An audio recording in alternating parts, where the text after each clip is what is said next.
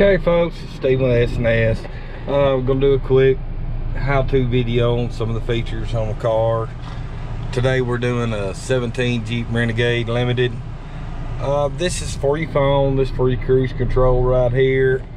This one has the volume on the back of the steering wheel. This is for your onboard screen right there. You know, you can go through everything on that. Press OK to enter vehicle settings or the screen setup. You can make a lot of adjustments. That'll pretty much walk you through everything on that. This is for your heated seats, that's your heated steering wheel. Of course, dual climate control, that's pretty easy. USB auxiliary is right down here. Navigation, you can go to where to and enter in an address. You can set your home here, do like point of interest. That'll show you nearby gas stations, restaurants, stuff to that nature.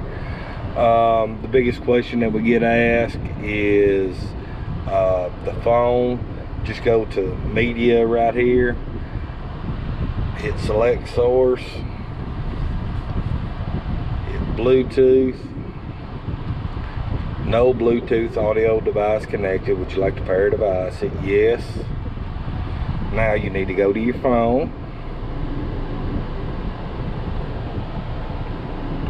Alright, we're going to go to our phone. We're going to go to settings. Go down. I'm on an Apple iPhone.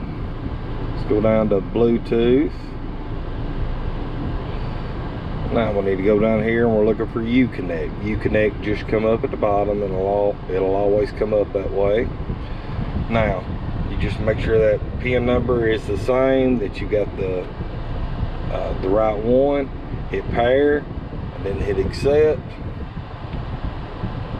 Now you can allow contacts, a favorite sync.